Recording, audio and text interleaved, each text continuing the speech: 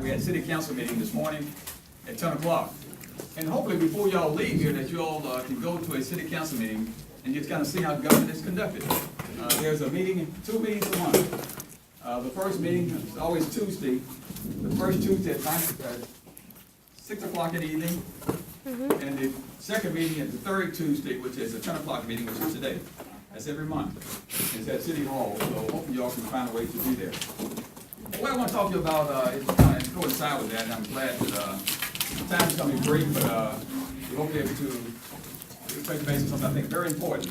It's called having a voice. Now, who all here have a voice?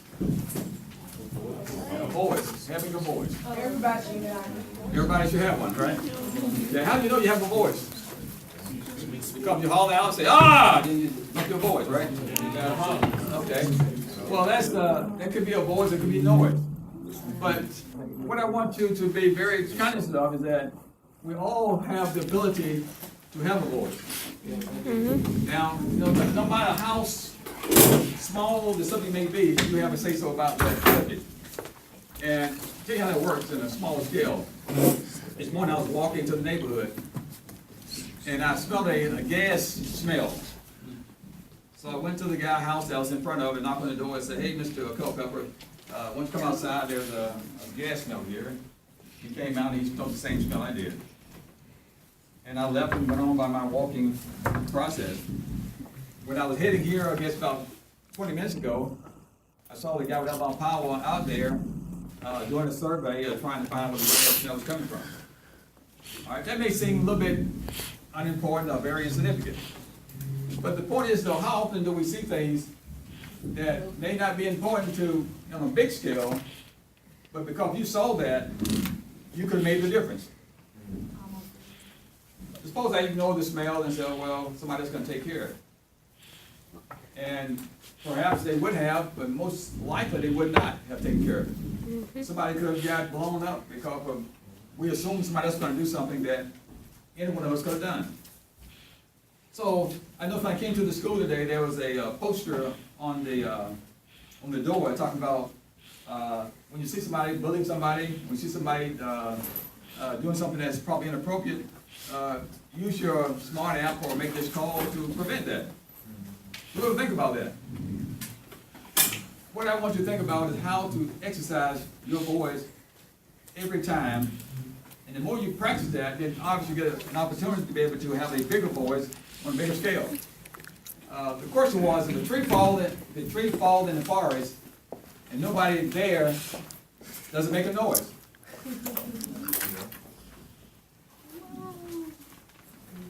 Does it make a noise? If a tree falls in the forest, there's no one listening or no one's there to hear it, does it make a noise? Yeah.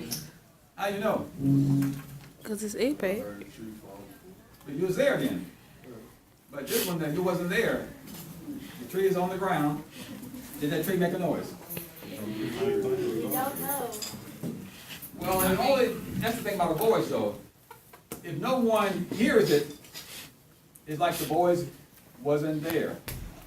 So we don't know, really.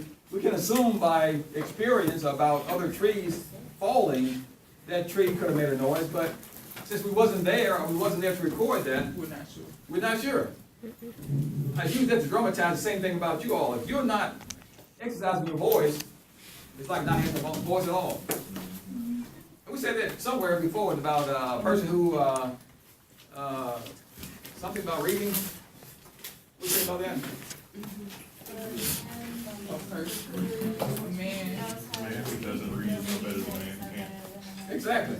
Right. A person who do not read is just as bad as a person who cannot read. So the problem is that if you don't use your voice, it's like having no voice at all. So here's the thing that really is important. I got a call yesterday from a neighbor. She said, hey, somebody was dumping some trash in front of the house. So she stopped the guy from doing that, and obviously he picked the trash up and he went elsewhere. He called me to have it reported and make sure that I would maybe call the company he worked for to report it, and I did that. But that little act that she did made a world of difference. Because let's say if she did not do that, and the trash was still there, someone else come along and do the same thing, now we think that's a trash bin, that's what is accepted. So when we don't exercise our voice, it's like saying that it's okay. So somebody blessed you a long time ago and they exercised their voice and they prevented you from having some type of danger. You maybe a little kid, 1 year old, and you ran to the stove and somebody slapped you in the hands. They don't do that. They use their voice to stop you from getting into trouble. And because of that, you know now that fire is danger and you have to burn yourself to find it out from experience. What I want to tell you all as seniors is right now that find a way to open your mouth and talk about or report things that you see that should not be normal in your environment.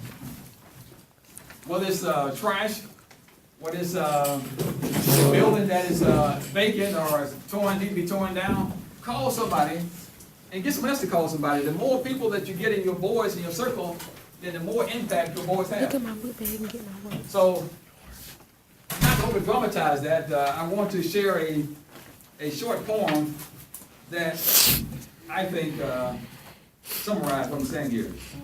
It's called Nobody, Anybody, Somebody, and Nobody.